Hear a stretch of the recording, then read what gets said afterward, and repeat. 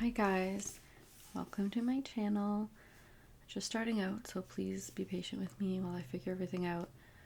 The sound, the lighting, the tone of voice. I tried whispering it multiple times and I kept getting interrupted. It was pretty funny. So again, trying to figure out what works and how to get recording in. But I just wanted to read to you because I know it feels so good to be read to, especially when you can listen to something, but you don't have the time to sit down and like focus on a book. So I'm going to read to you The Power of Now, A Guide to Spiritual Enlightenment by Eckhart Tolle. Love this book. I think I'm just going to start at the introduction. There's a whole bunch of other stuff, but yeah. And feel free to give any like book recommendations or anything like that. I love learning, so I love sharing information. So yeah, the origin of this book. I have little use for the past and rarely think about it. However, I would briefly like to tell you how I came to be a spiritual teacher and how this book came into existence. Until my 30th year, I lived in a state of almost continuous anxiety, interspersed with periods of suicidal depression. It feels now as if I am talking about some past lifetime or somebody else's life. One night, not long after my 29th birthday, I woke up in the early hours with a feeling of absolute dread. I had woken up with such a feeling many times before, but this time it was more intense than it had ever been. The silence of the night, the vague outlines of the furniture in the dark room, the distant noise of a passing train, everything felt so alien, so hostile, and so utterly meaningless, that it created in me a deep loathing of the world. The most loathsome thing of all, however, was my own existence. What was the point in continuing to live with this burden of misery? Why carry on with this continuous struggle? I could feel that a deep longing for annihilation, for non-existence, was now becoming much stronger than the instinctive desire to continue to live. I cannot live with myself any longer. This was the thought that kept repeating itself in my mind. Then suddenly I became aware of what a peculiar thought it was. Am I one or two? If I cannot live with myself, there must be two of me, the I and the self, that I cannot live with. Maybe, I thought, only one of them is real. I was so stunned by this strange realization that my mind stopped. I was fully conscious, but there were no more thoughts. Then I felt drawn into what seemed like a vortex of energy. It was a slow movement at first, and then accelerated. I was gripped by an intense fear, and my body started to shake. I heard the words, "Resist nothing," as if spoken inside my chest. I could feel myself being sucked into a void. It felt as if the void was inside myself rather than outside. Suddenly there was no more fear, and I let myself fall into that void. I have no recollection of what happened after that. I was awakened by the chirping of a bird outside the window. I had never heard such a sound before. My eyes were still closed, and I saw the image of a precious diamond. Yes, if a diamond could make a sound, this is what it would look like. I opened my eyes. The first light of dawn was filtering through the curtains. Without any thought, I knew that there is infinity more to light than we realize. That soft luminosity filtering through the curtains was love itself. Tears came into my eyes. I got up and walked around the room. I recognized the room, and yet I knew that I had never truly seen it before. Everything was fresh and pristine, as if it had just come into existence. I picked up things, a pencil, an empty bottle, marveling at the beauty and aliveness of it all. That day I walked around the city in utter amazement at the miracle of life on earth, as if I had just been born into this world. For the next 5 months I lived in a state of uninterrupted deep peace and bliss. After that, it diminished somewhat in intensity, or perhaps it just seemed to because it became a natural state. I could still function in the world, although I realized that nothing I ever did could possibly add anything to what I already had. I knew, of course, that something profoundly significant had happened to me, but I didn't understand it at all. It wasn't until several years later, after I had read spiritual texts and spent time with spiritual teachers, that I realized that what everybody was looking for had already happened to me. I understood the intense pressure of suffering that night must have forced my consciousness to withdraw from its identification and the unhappy and deeply fearful self, which is ultimately a fiction of the mind. This withdrawal must have been so complete that this false suffering self immediately collapsed, just as if a plug had been pulled out of an inflatable toy. What was left, then, was my true nature as the ever-present I am, consciousness in its pure state prior to identification with form. Later, I also learned to go into the inner timeless and deathless realm that I had originally perceived as a void, and remained fully conscious. I dwelt in states of such indescribable bliss and sacredness that even the original experience I just described pales in comparison. A time came when, for a while, I was left with nothing on the physical plane. I had no relationships, no job, no home, no socially defined identity. I spent almost 2 years sitting on park benches in a state of the most intense joy. But even the most beautiful experiences come and go, more fundamental perhaps than any experience in the undercurrent of peace that has left me since then. Sometimes it is very strong, almost palpable, and others can feel it too. At other times it is somewhere in the background, like a distant melody. Later, people would occasionally come up to me and say, "I want what you have. Can you give it to me or show me how to get it?" And I would say, "You have it already. You just can't feel it because your mind is making too much noise." That answer later grew into the book that you were holding in your hands. Before I knew it, I had an external identity again. I had become a spiritual teacher. The truth that is within you. This book represents the essence of my work, as far as it can be concerned, or conveyed in words. With individuals and small groups of spiritual seekers during the past 10 years, in Europe and in North America, in deep love and appreciation, I would like to thank those exceptional people for their courage, their willingness to embrace inner change, their challenging questions, and their readiness to listen. This book would not have come into existence without them. They belong to what is a small but fortunately growing minority of spiritual pioneers, people who are reaching a point where they become capable of breaking out of inherited collective mind patterns that have kept humans in bondage to suffering for eons. I trust that this book will find its way to those who are ready for such radical inner transformation and so act as a catalyst for it. I also hope that it will reach many others who will find its content worthy of consideration. Although they might not be ready to fully live or practice it, it is possible that at a later time, the seed that was sown when reading this book will merge the seed of enlightenment that each human being carries within, and suddenly that seed will sprout and come alive within them. The book, in its present form, originated, often spontaneously, in response to questions asked by individuals in seminars, meditation classes, and private counseling sessions, and so I have kept the question and answer format. I learned and received so much in those classes and sessions as the questioners. Some of the questions and answers I wrote down almost verbatim. Other are generic, which is to say I combined certain types of questions that were frequently asked into one and extracted the essence from different answers to form one generic answer. Sometimes in the process of writing, an entirely new answer came, and that was more profound or insightful than anything I had even ever uttered. Some additional questions were asked by the editor, so as to provide further clarification of certain points. You will find that from the first to the last page, the dialogues continuously alternate between two different levels. On one level, I draw your attention to what is false in you. I speak of the nature of human unconsciousness and dysfunction, as well as its most common behavioral manifestations, from conflict in relationships to warfare between tribes or nations. Such knowledge is vital, for unless you learn to recognize the false, as not you, there can be no lasting transformation, and you would always end up being drawn back into illusion and into some form of pain. On this level, I also show you how not to make that which is false in you into a self and into a personal problem, for that is how the false perpetuates itself. On another level, I speak on a profound transformation of humans' consciousness.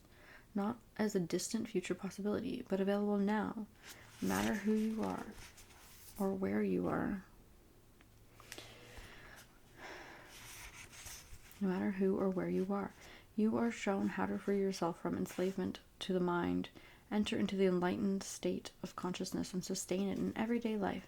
On this level of the book, the words are not always concerned with information, but often designed to draw you into this new consciousness as you read. Again and again, I endeavor to take you with me into the timeless state of intense conscious presence in the now, so as to give you a taste of enlightenment.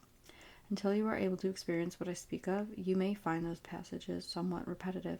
As soon as you do, however, I believe you will realize that they contain a great deal of spiritual power, and they may become for you the most rewarding parts of the book. Moreover, since every person carries the seed of enlightenment within, I often address myself to the knower in you who dwells behind the thinker. The deeper self that immediately recognizes spiritual truth resonates with it and gains strength from it. The pause symbol after certain passages is a suggestion that you may want to stop reading for a moment, become still, and feel and experience the truth of what has just been said. There may be other places in the text where you will do this naturally and spontaneously. As you begin reading the book, the meaning of certain words such as being or presence may not be entirely clear to you at first. Just read on. Questions or objections may occasionally come to your mind as you read. They will probably be answered later in the book, or they may turn out to be irrelevant to you as you go more deeply into the teaching and into yourself. Don't read with the mind only.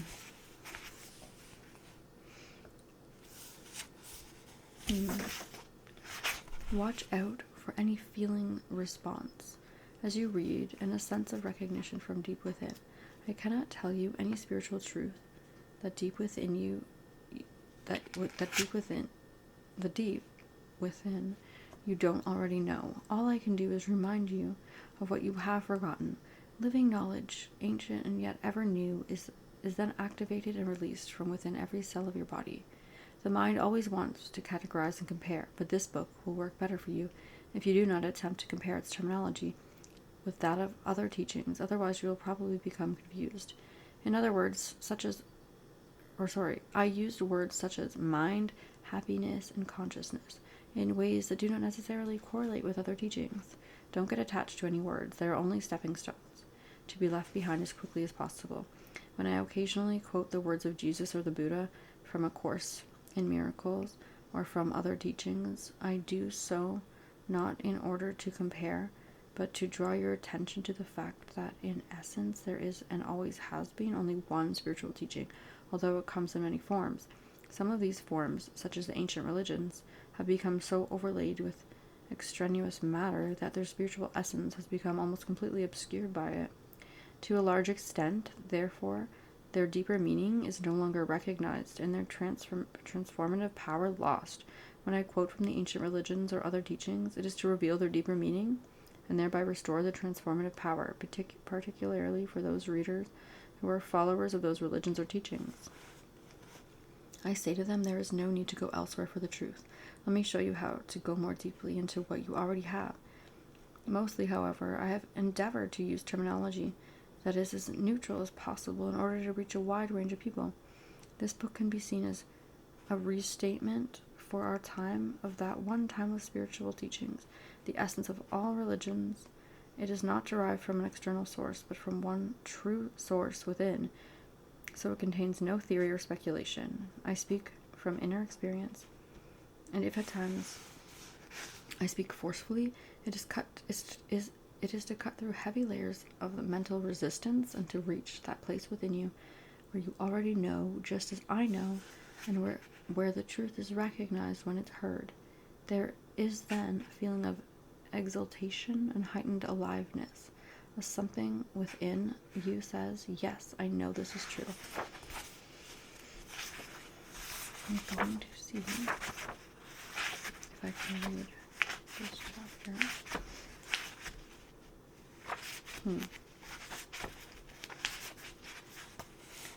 Okay. One sec.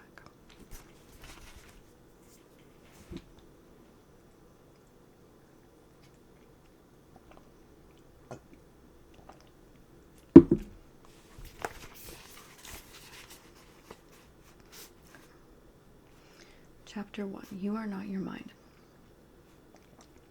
The greatest obstacle to enlightenment. Enlightenment? What is that?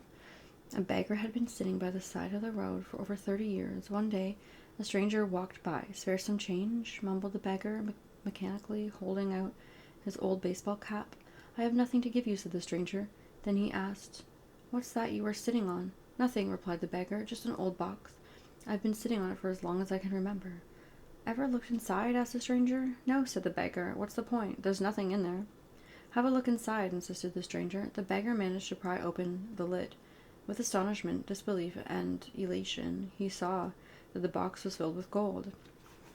"I am that stranger who has nothing to give you, and who is telling you to look inside. Not inside any box, as in the parable, but somewhere even closer, inside yourself." "But I am not a beggar," I can hear you say. "Those who have not found their true wealth, which is the radiant joy of being and the deep, unshakable peace that comes with it, are beggars, even if they have great material wealth. They are looking outside for scraps of pleasure or fulfillment, for validation, security, or love, while they have a treasure within. That not only includes all those things, but is infinitely greater than anything the world can offer."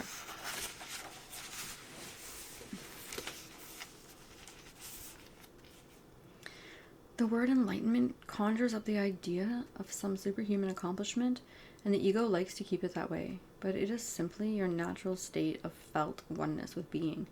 It is a state of connectedness with something immeasurable and indestructible, something that almost paradoxically is essentially you, and yet is much greater than you. It is finding your true nature beyond name and form. The inability to feel this connectedness gives rise to the illusion of separation from yourself and from the world around you. You then perceive yourself consciously and unconsciously as the isolated fragment. Fear arises, and conflict within and without becomes the norm. I love the Buddha's simple definition of enlightenment as the end of suffering. There is nothing superhuman in that, is there? Of course, as a definition, it is incomplete. It only tells you that what enlightenment is not, no suffering. But what's left when there is no more suffering? The Buddha is silent on that, and his silence implies that you'll have to find it for yourself. He uses a negative definition so that the mind cannot make it into something to believe in or into a superhuman accomplishment, a goal that is impossible for you to attain. Despite this precaution, the majority of Buddhists still believe that enlightenment is for the Buddha, not for them, at least not in this lifetime. You used the word being. Can you explain what you mean by that? Being is the eternal, ever-present one life beyond the myriad forms of life that are subject to birth and death. However, being is not only beyond, but also deep within every form as its innermost, invisible, and indestructible essence. This means that it is accessible to you now as your own deepest self, your true nature, but don't seek to grasp it with your mind. Don't try to understand it. You can know it only when the mind is still. When you are present, when your attention is fully and intensely in the now, being can be felt, but it can never be understood mentally. To regain awareness of being and to abide in that state of feeling realization is enlightenment.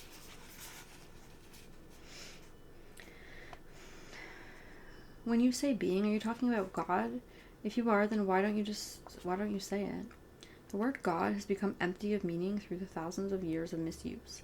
I use it sometimes, but I do so sparingly.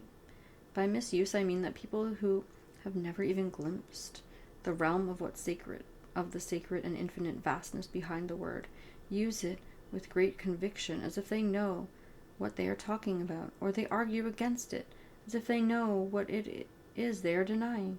This misuse gives rise to absurd beliefs, assertions, and egoic delusions, such as my or our God is the only true God, and your God is false, or Nietzsche's famous statement, God is dead.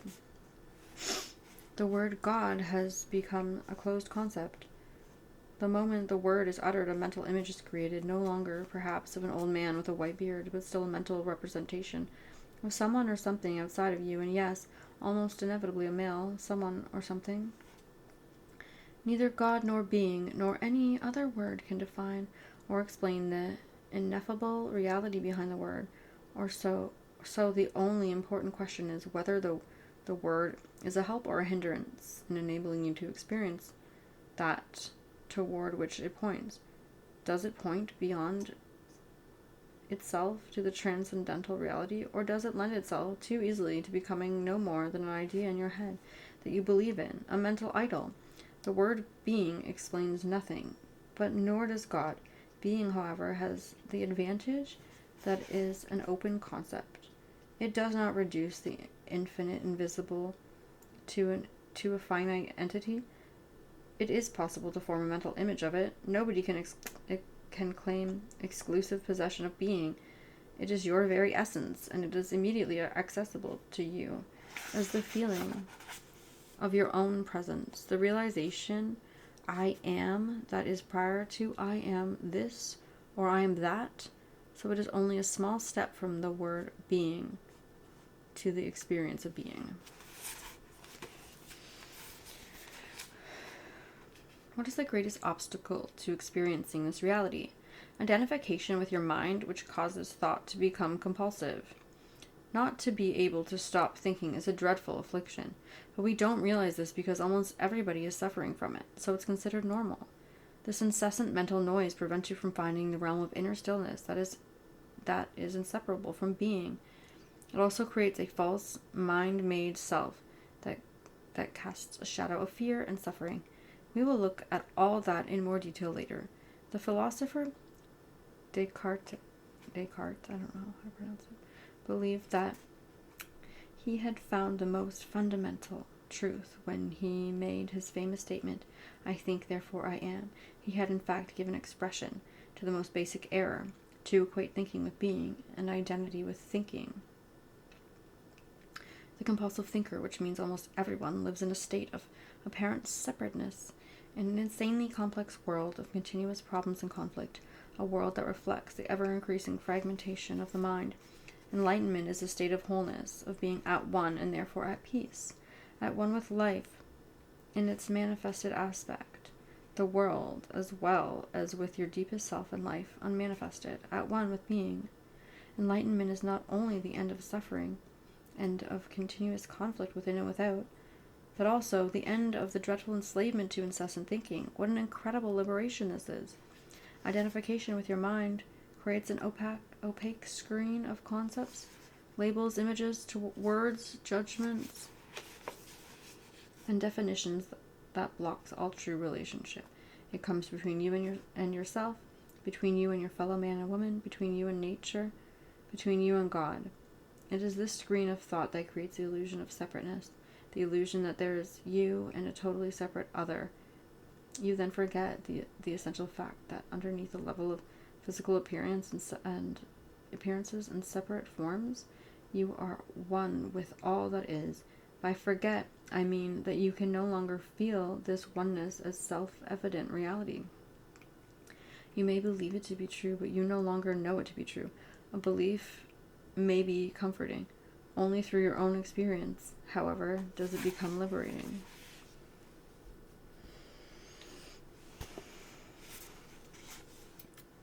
Thinking has become a disease. Disease happens when things get out of balance. For example, there is nothing wrong with cells dividing and multiplying in the body, but when this process continues in disregard for the total organism, cells proliferate and we have disease. The mind is a superb instrument if used rightly.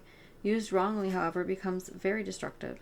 To put it more accurately, it is not so much that you use your mind wrongly. You usually don't use it at all. It uses you. This is the disease. You believe that you are your mind. This is the delusion. The instrument has taken you over. I don't quite agree. Is it true that I do a lot of aimless thinking like most people, but I can still choose to use my mind to get and accomplish things, and I do that all the time. Just because you can solve a crossword puzzle or build an atom bomb doesn't mean that you use your mind. Just as dogs love to chew bones, the mind loves to get its teeth into problems. That's why it does crossword puzzles and builds atom bombs. You have no interest in either. Let me ask you this. Can Can you free your mind whenever you want to? Have you found the off button? You mean stop thinking altogether? No, I can't, except maybe for a moment or two. Then the mind is using you. You are unconsciously identified with it, so you don't even know that you are its slave. It's almost as if you were possessed without knowing it, and so you take the possessing entity to be yourself. The beginning of freedom is the realization that you are not the possessing entity, the thinker. Knowing this enables you to observe the entity. The moment you start watching the thinker, a higher level of consciousness becomes activated. You then begin to realize that there is a vast realm of intelligence beyond thought. That thought is only a tiny aspect of that intelligence. You also realize that all the things that truly matter, beauty, love, creativity, joy, inner peace, arise from beyond the mind. You begin to awaken.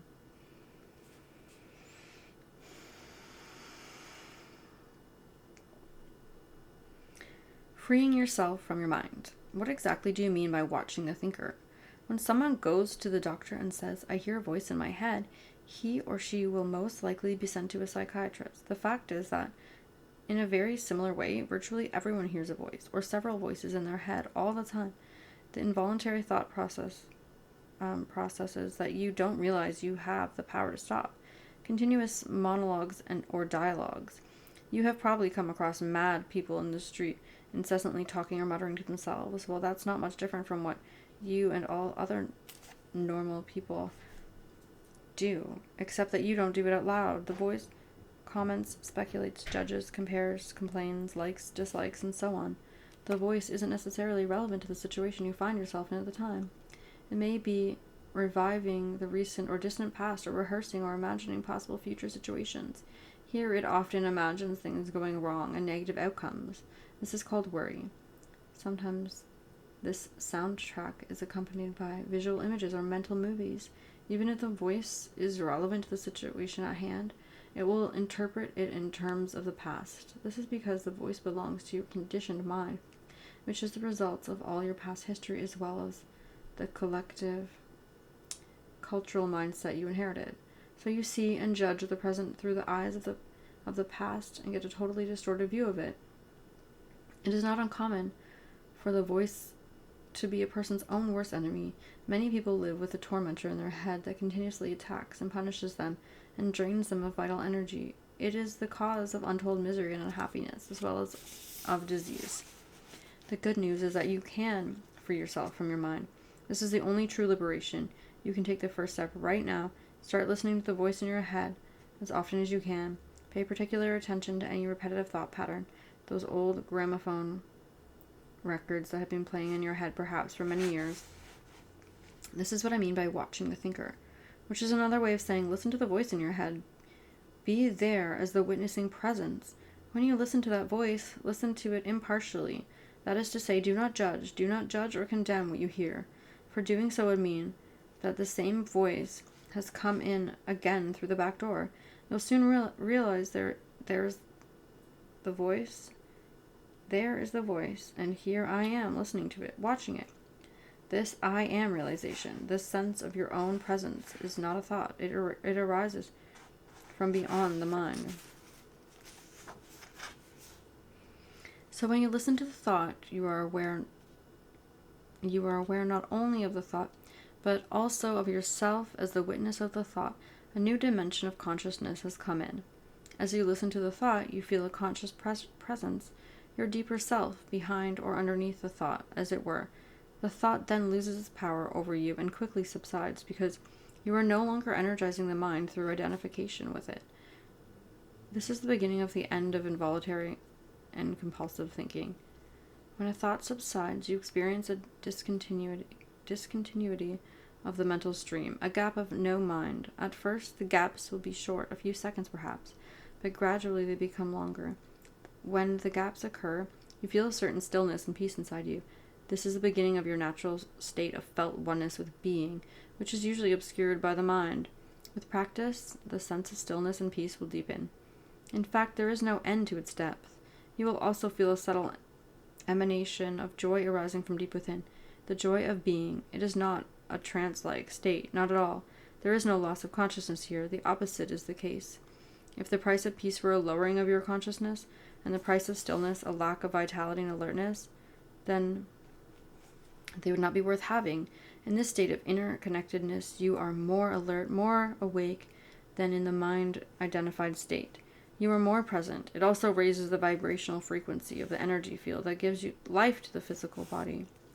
As you go more deeply into the realm of no mind, as it is sometimes called in the East, you realize the state of pure consciousness. In that state, you feel your own presence with such intensity and such joy that all thinking, all emotions, your physical body, as well as the whole external world, becomes relatively insignificant in comparison to it. And yet, this is not a selfish, but a selfless state. It takes you beyond what you previously thought of as yourself. That presence is essentially you, and at the same time, inconceivably greater than you. What I am trying to convey here may sound paradoxical or even contradictory, but there is no other way that I can express it.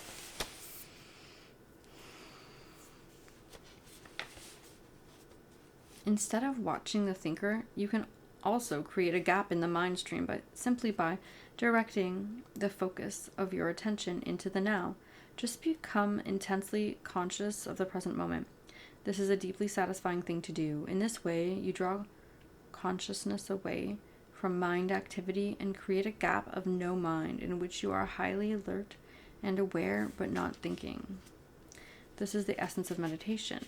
In your everyday life, you can practice this by taking any routine activity that normally is only a means to an end and giving it your fullest attention so that it becomes an end in itself. For example, every time you walk up and down the stairs in your house or place of work, pay close attention to every step, every movement, even your breathing. Be totally present.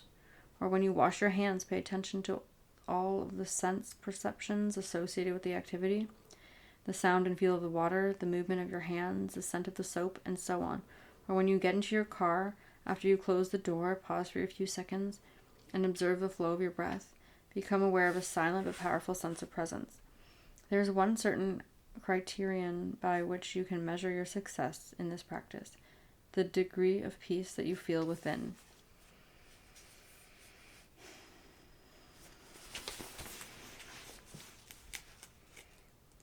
So the single most vital step on your journey toward enlightenment is this: learn to disidentify from your mind. Every time you create a gap in the stream of mind, the light of your consciousness grows stronger. One day, you may catch yourself smiling at the voice in your head as you would smile at the antics of a child. This means that you no longer take the content of your mind all that seriously, as your sense of self does not depend on it. Enlightenment, rising above thought. Isn't thinking essential in order to survive in this world? Your mind is an instrument, a tool. It is there to be used for a specific task, and when the task is completed, you lay it down as it is. I would say about 80 to 90% of most people's thinking is not only repetitive and useless, but because of its dysfunctional and often negative nature, much of it is also harmful. Observe your mind, and you will find this to be true. It causes serious leakage of vital energy. This kind of compulsive thinking is actually an addiction. What characterizes an addiction? Quite simply this: you no longer feel that you have the choice to stop. It seems stronger than you. It also gives you a false sense of pleasure that invariably turns into pain. Why should we be addicted to thinking? Because you are identified with it, which means that you derive your sense of self from content and activity of your mind. Because you believe that you would cease to be if you stopped thinking.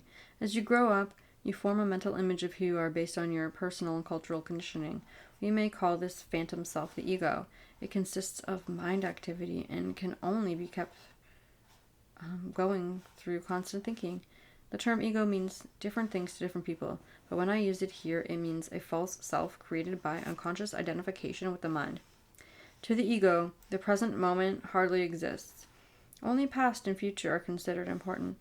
This total reversal of the truth accounts for the fact that in the ego mode, the mind is so dysfunctional, it is always concerned with keeping the past alive, because without it, who are you?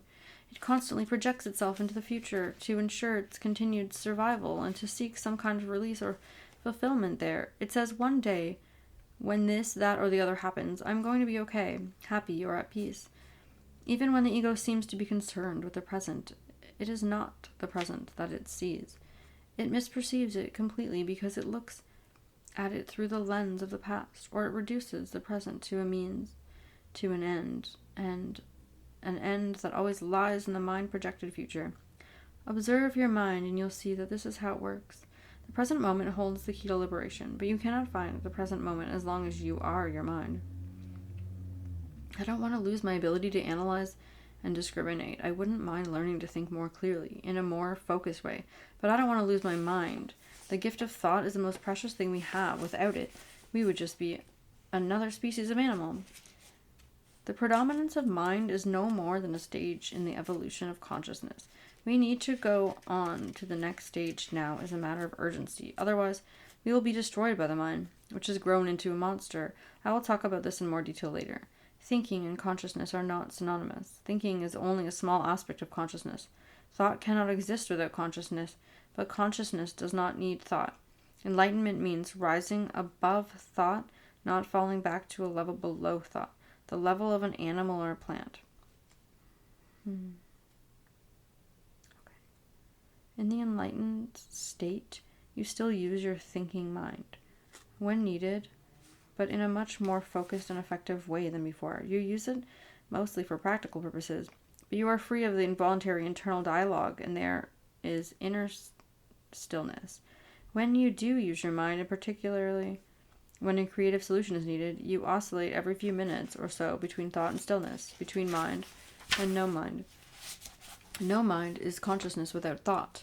Only in that way is it possible to think creatively, because only in that way does thought have any real power. Thought alone, when it is no longer connected with the much vaster realm of consciousness, quickly becomes barren, insane, destructive. The mind is essentially a survival machine, attack and defense against other minds, gathering, storing, and analyzing information. This is what it is good at, but it is not at all creative. All true artists, whether they know it or not, create from a place of no mind, from inner stillness. The mind then gives form to the creative impulse or insight. Even the great scientists have reported that their creative breakthrough came at a time of mental quietude. The surprising results of a nationwide inquiry among America's most eminent mathematicians, including Einstein, to find out their working methods, was that thinking plays only a subordinate part in the brief, decisive phase of the creative act itself. So I would say that the simple reason why the majority of scientists are not creative is not because they don't know how to think, but because they don't know how to stop thinking. It wasn't through the mind, through thinking, that the miracle that is life on earth or your body were created and are being sustained. There is clearly an intelligence at work that is far greater than the mind. How can a single human cell measuring 1/1000th of an inch across contain instructions within its DNA that would fill 1,000 books of 600 pages each? The more we learn about the workings of the body, the more we realize just how vast is the intelligence at work within it and how little we know. When the mind reconnects with that, it becomes a most wonderful tool. It then serves something greater than itself. Emotion, the body's reaction to your mind. What about emotions? I get caught up in my emotions more than I do in my mind. Mind, in the way I use the word, is not just thought. It includes your emotions as well as all unconscious mental, emotional, reactive patterns. Emotion arises at the place where mind and body meet. It is the body's reaction to your mind. Or you might say a reflection of your mind in the body. For example, an attack thought or a hostile thought will create a buildup of energy in the body that we call anger. The body is getting ready to fight. The thought that you are being threatened physically or psychologically causes the body to contract. And this is the physical side of what we call fear. Research has shown that strong emotions even cause changes in the biochemistry of the body. These biochemical changes represent the physical or material aspect of our emotion. Of course, you are not usually conscious of your thought patterns, and it is often only through watching your emotions that you can bring them into awareness. The more you are identified with your thinking, your likes and dislikes, judgments and interpretations, which is to say, the less present you are as the watching consciousness, the stronger the emotional energy charge will be, whether you are aware of it or not. If you cannot feel your emotions, if you are cut off from them, you will eventually experience them on a purely physical level. As a physical problem or symptom, a great deal has been written about this in recent years. We don't need to go into it here. A strong unconscious emotional pattern may even manifest as an external event that happens to just appears to just happen to you.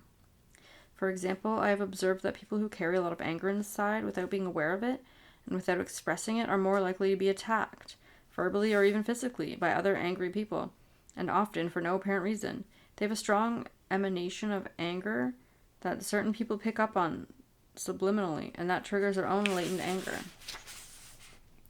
If you have difficulty feeling your emotions, start by focusing attention on the inner energy field of your body. Feel the body from within. This will also put you in touch with your emotions. We will explore this in more detail later.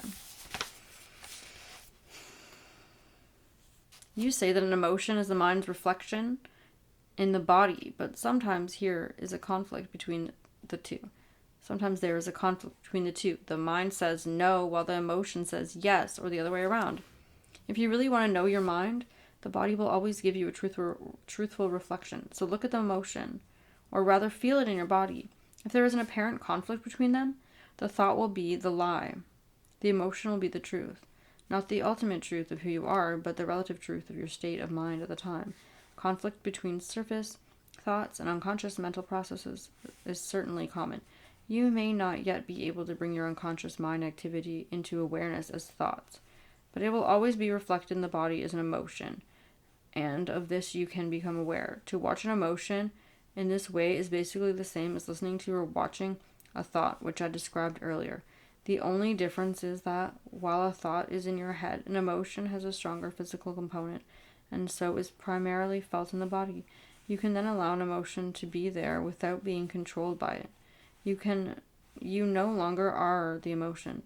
You are the watcher, the observing presence. If you practice this, all that is unconscious in you will be brought into the light of consciousness. So observing our emotions is as important as observing our thoughts? Yes, make it a habit to ask yourself, what's going on inside me at this moment? That question will point you in the right direction, but don't analyze, just watch. Focus your attention within. Feel the energy of the emotion. If there is no emotion present, take your attention more deeply into the inner energy field of your body. It is the doorway into being. An emotion usually represents an amplified and energized thought pattern. And because of its often overpowering energetic charge, it is not easy initially to stay present enough to be able to watch it. It wants to take you over, and it usually succeeds unless you are in enough presence in yourself. If you are pulled into unconscious identification with the emotion through lack of presence, which is normal, the emotion temporarily becomes you. Often a vicious circle builds up between your thinking and the emotion. They feed each other. The thought pattern creates a magnified reflection of itself in the form of an emotion, and the vibrational frequency of the emotion keeps feeding the original thought pattern.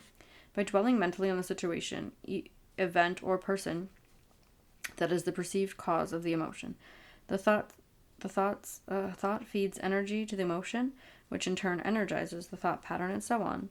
Basically, all emotions are modifications of one primordial, undifferentiated emotion that has its origin in the loss of awareness of who you are beyond name and form. Because of its undifferentiated nature, it is hard to find a name that precisely describes this emotion. Fear comes close. But apart from a continuous sense of threat, it also includes a deep sense of abandonment and incompleteness. It may be best to use a term that is undifferentiated as the basic emotion and simply call it pain.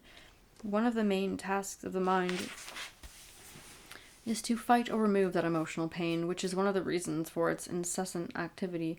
But all it can ever achieve is to cover it up temporarily. In fact, the harder the mind struggles to get rid of the pain, the greater the pain. The mind can never find the solution, nor can it afford to allow you to find the solution, because it is itself an intrinsic part of the problem. Imagine a chief of police trying to find an arsonist when the arsonist is the chief of police. You will not be free of that pain until you cease to derive your sense of self from identification with the mind, which is to say, from ego. The mind is then toppled from its place of power, and being reveals itself as your true nature. Yes, I know what you were going to ask. I was going to ask, what about positive emotions such as love and joy? They are inseparable from our natural state of interconnectedness with being. Glimpses of love and joy, or brief moments of deep peace, are possible whenever a gap occurs in the stream of thought. For most people, such gaps happen rarely and only accidentally, in moments when the mind is rendered speechless, sometimes triggered by great beauty, extreme physical exertion, or even great danger. Suddenly there is inner stillness, and within that stillness there is a subtle but intense joy. There is love, there is peace. Usually such moments are short-lived, as the mind quickly resumes its noise-making activity, and we call thinking. Love, joy, and peace cannot flourish until we have freed yourself from mind dominance. But they are not what I would call emotions. They lie beyond the emotions, on a much deeper level. So you need to become fully conscious of your emotions and be able to feel them before you can feel that which lies beyond them. Emotion literally means disturbance. The word comes from the Latin emovere, meaning to disturb. Love, joy, and peace are deep states of being, or rather 3 aspects of the state of interconnectedness with being. As such, they have no opposite. This is because they arise from beyond the mind. Emotions, on the other hand, being part of the dualistic mind, are subject to the law of opposites. This simply means that you cannot have good without bad. So in the unenlightened, mind-identified condition, there is sometimes what is sometimes wrongly called joy, is a usually short-lived pleasure side of the continuously alternating pain-pleasure cycle. Pleasure is always derived from something outside you, whereas joy arises from within. The very thing that gives you pleasure today will give you pain tomorrow, or it will leave you, so its absence will give you pain. And what is often referred to as love may be pleasurable and exciting for a while, but it is an addictive, clinging, and extremely needy condition that can turn into the opposite at a flick of a switch. Many love relationships, after the initial euphoria has phased, actually oscillate between love and hate, attraction and attack.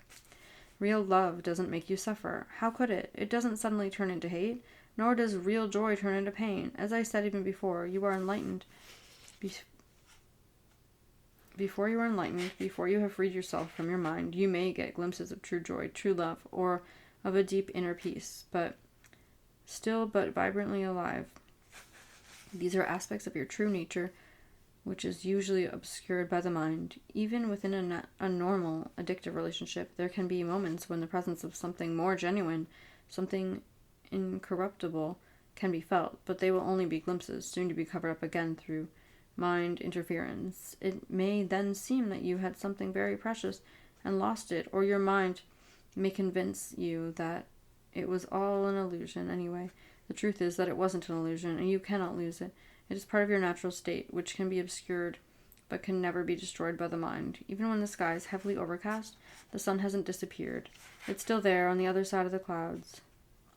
The Buddha says that pain or suffering arises through desire or craving, and that to be free of pain, we need to cut the bonds of desire. All cravings are the mind seeking salvation or fulfillment in external things, and in the future, as a substitute for the joy of being. As long as I am my mind, I am those cravings, those needs, wants, attachments, and aversions, and apart from them, there is no I except for a mere possibility, an unfulfilled potential, a seed that has not yet sprouted. In that state, even my desire to become free or enlightened is just another craving for fulfillment or completion in the future. So don't seek to become free of desires or achieve enlightenment. Become present, but there are the observer, as the observer of mind. Instead of quoting the Buddha, be the Buddha. Be the awakened one, which is what the word Buddha means. Humans have been in the grip of pain for eons, ever since they fell from the state of grace, entered the realm of time and mind, and lost awareness of being. At that point, they started to perceive themselves as meaningless fragments in the alien universe, unconnected to the source and to each other. Pain is inevitable as long as you are identified with your mind, which is to say, unconscious, spiritually speaking. I am talking here primarily of emotional pain, which is also the main cause of physical pain and physical disease. Resentment, hatred, self-pity, guilt, anger, depression, jealousy, and so on, even the slightest irritation, are all forms of pain, and every pleasure or emotional high contains within itself the seed of pain, its inseparable opposite, which will manifest in time. Anybody who has ever taken drugs to get high will know that the high eventually turns into a low, that the pleasure turns into some form of pain. Quickly, people also know from their own experiences how easily and quickly an intimate relationship can turn from a source of pleasure to a source of pain. Seen from a higher perspective, both the negative and positive polarities are faces of the same coin, are both part of the underlying pain that is inseparable from the mind-identified egoic state of consciousness. There are two levels to your pain: the pain that you create now, and the pain that from the past that still lives in your mind and body. Ceasing to create pain in the present and dissolving past pain, that is what I want to talk about now. So that was chapter 1. That was long. Thank you for listening. It means so much to me, and I hope that this book is helping you. I'm gonna do another video later with chapter 2. Just sending love and light to you all. Have a good night.